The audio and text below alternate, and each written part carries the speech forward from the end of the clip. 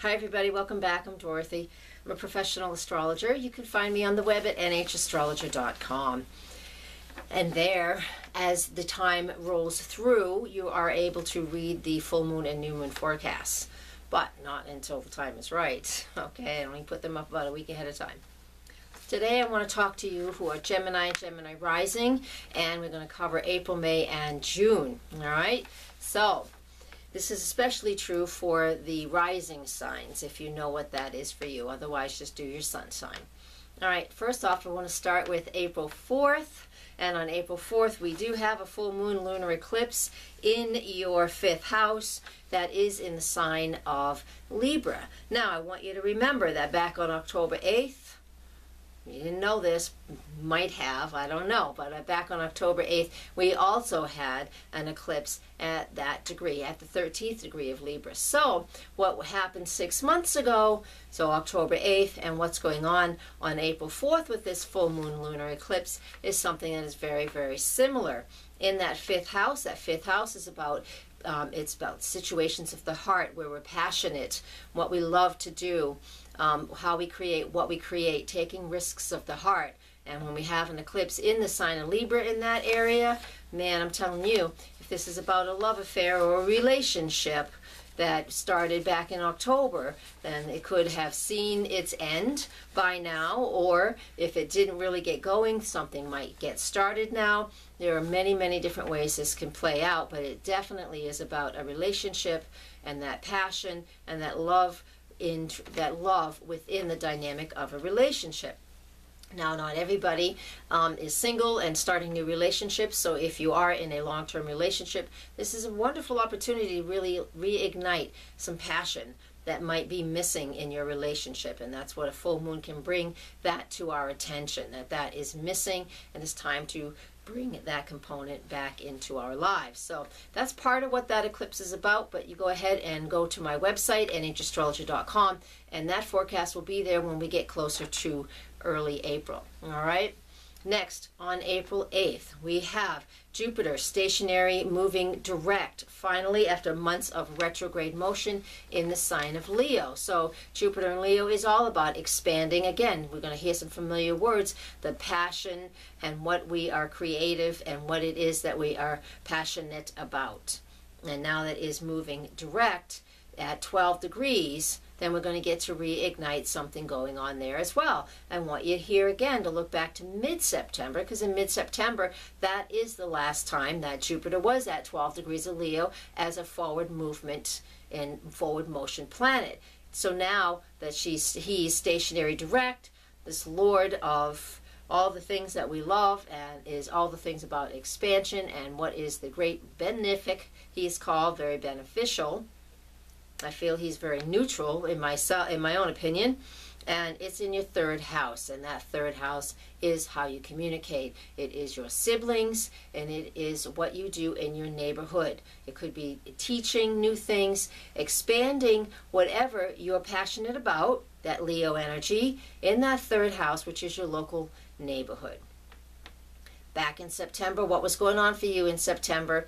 There is a similar theme today on this date right around this early part actually of April. All right, now we're going to move on to April 16th. Pluto is stationary to retrograde, and that's at 15 degrees of Capricorn. That's in your 8th house. So there is something going on here that is financial. Pluto doesn't move very fast. It's because, well, it moves fast, but it's just far from here, so it doesn't appear to be moving fast. It's got quite a wide girth around the sun and around us, and so it is a slow mover. So whatever is shifting and changing in that 8th house energy, that 8th house energy is all about finances and outside resources. So whatever's going on there for you, there is something that is shifting and changing, and while Pluto's retrograde for the next few months, you'll be able to see what that is and work with it.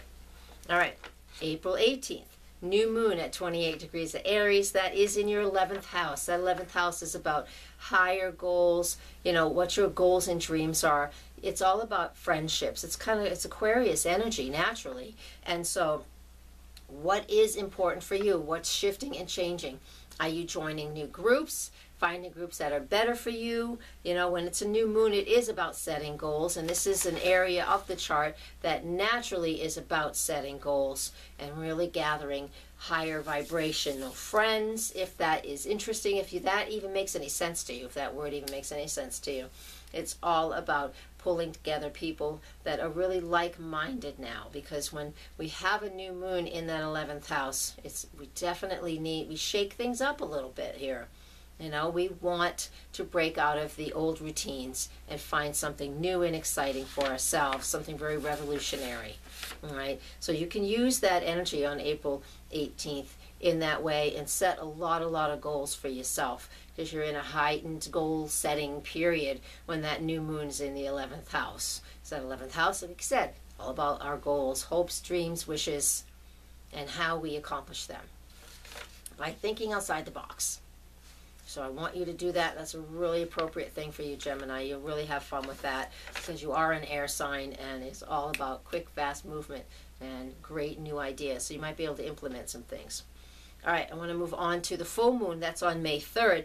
That's at 13 degrees of Scorpio in your 6th house, an intensity that, you know, when we have a full moon, there is an emotional intensity. Once a year, that full moon in Scorpio can just really just dig deep into our souls as to what's important for us and what we want to shift and change. And when we see that in that 6th house, that's my daily routine. It's also our health, you know, our daily health routines, you know, brushing your teeth, I don't know, eating breakfast, just the, you know, exercising, the daily routines of things that we need to do to stay healthy and be healthy. So there's a focus when there's a full moon there. Something will come to your surface. If it's Scorpio, you know, if you haven't been feeling well, maybe something will finally come up and that you're able to address it and face whatever that situation is and take care of it. Not for everybody, but maybe for some of you. May 7th, we have, moving on, because that's really intense. Scorpio full moon can be tense. So May 7th, I want to move on to something much more fun and lovely, and that's Venus entering the sign of Cancer. That'll be in your 2nd house for the next 4 weeks, and while it's in that area, you can look at what you value when it comes to your home. Venus moving through the 2nd house, that's her natural home, but she is in the sign of Cancer in this instance, and so that means home and family is very valuable to you. Caring and nurturing has become a very valuable commodity for you at this point in your life. So focus on it if that's necessary for you. Not everybody, but for you. All right, May 11th.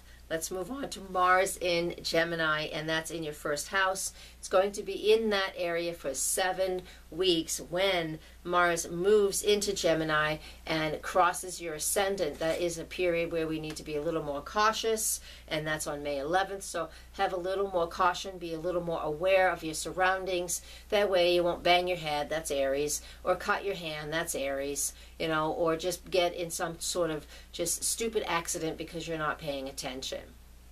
All right, then I also want you to be cautious with your words. We always all need to be cautious with our words, but Mars in Gemini in the 1st house, that is where the caution word comes from. I won't be saying that caution with other people. I will be saying it for you only, Gemini, just because it's on that ascendant, and that ascendant is the immediateness of what we present to the world, how we present ourselves to the world. When Mars is there, there can just be so much action and movement that, you know, we create our own accidents and situations that are uncomfortable.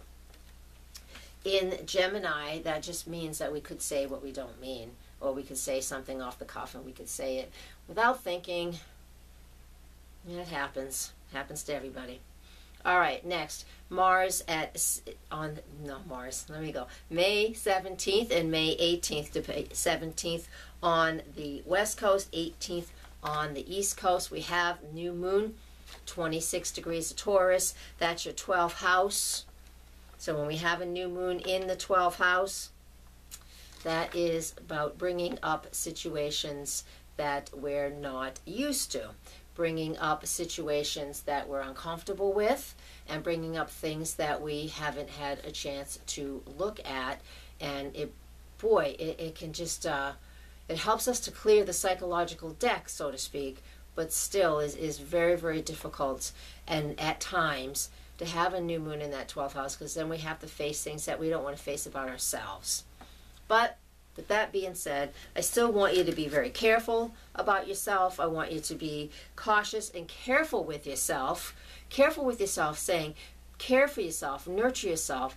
Don't get run down. Just sleep well and have good sleep, good restful sleep. And that's something that we need to do, especially when there's a new moon in that sector of our charts. And sometimes we can't because that activity is there. But Mars just finished transiting through that over April, and that would have been an area where it would have kept us awake for quite a fair amount of time. So, now that we have that new moon in there, bring up the things that need to come up, let them go, get some good sleep. I know, sleeping, huh? Imagine that. Isn't that crazy? We get to sleep once in a while. Sorry, I put my notes down. Pick them back up. All right, so on May 18th, we also have Mercury going retrograde in the sign of Gemini. Again, your first house. All the Mercury retrogrades this year are in air signs. Just means we have a lot in our heads and we've got to get through them. Getting through that is can be difficult at times, but if you need to, write stuff down, because those air signs are so think.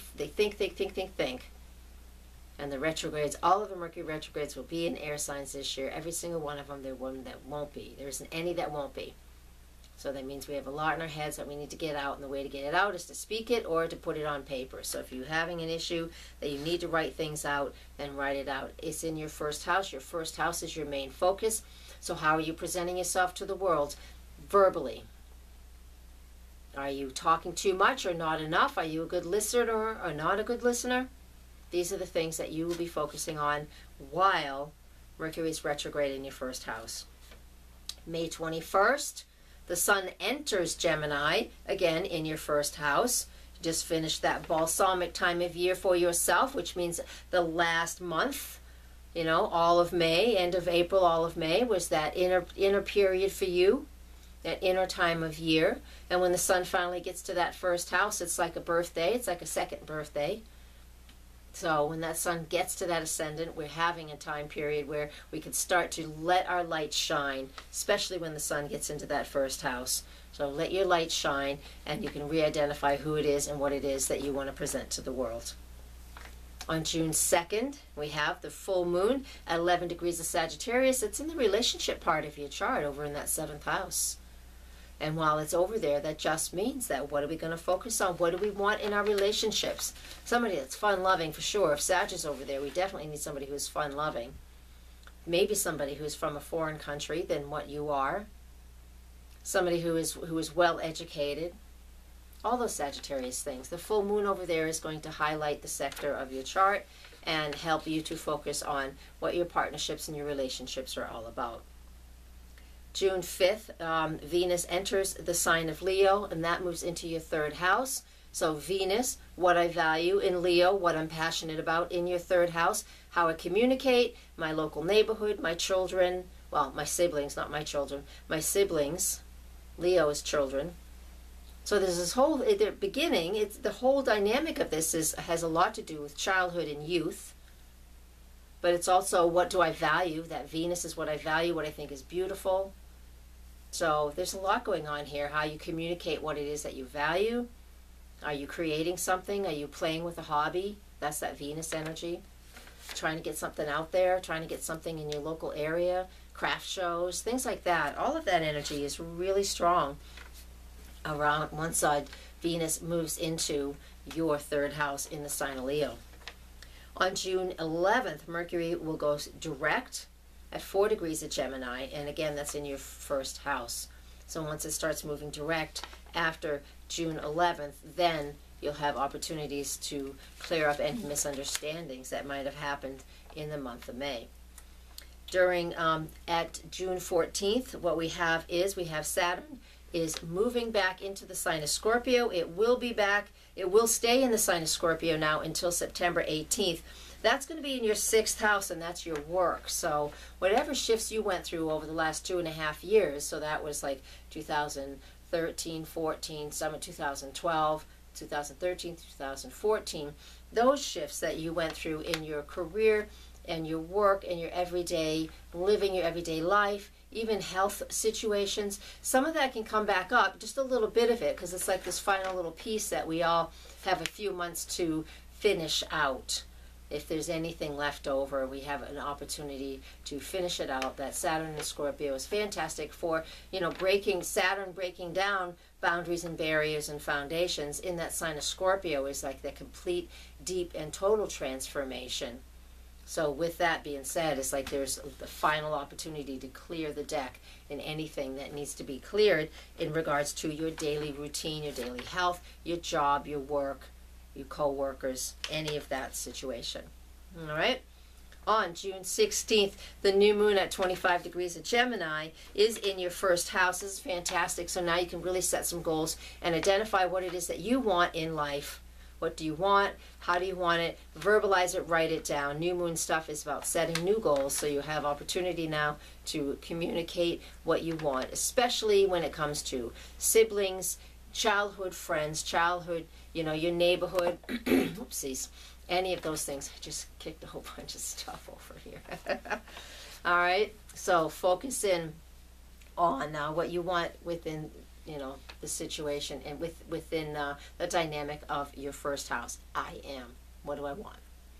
Let me finish this up then. We're almost done. June 21st is the summer solstice. June 24th, Mars also follows the sun into the sign of Cancer on that day. So on June 21st, summer solstice on the East Coast, it's at the top of the chart. It's just after noontime, 12:38 p.m. on the East Coast.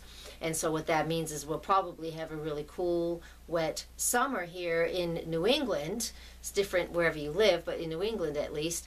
And what I want to look at that is, for you that moves into your second house. So you're going to focus in on family a lot this year and focus in on what it is that they need. Summer vacations start soon, so your main focus will be that, especially with Mars in the sign of Cancer, with the sun in the sign of Cancer, starting at the end of June, the 21st and the 24th of June. So this will be a very busy summer for you, Gemini, because all of this energy is in that second house of what you value. So you're going to value your family a lot this year in your own way. So I'm going to leave you with that. Thank you very much for watching. Please share. Please come and see me if you would like your own personal session. This is how I earn my living, and I love giving you what I can for free, but I also would love to do a private session, and I teach online classes. Just go to my website, nhastrologer.com. The link is in the section below the video, and I'm on Facebook. Come and find me there too. Thank you very much. Whew, got all that done in 20 minutes. Thank you much, and blessed be, and namaste. Namaste.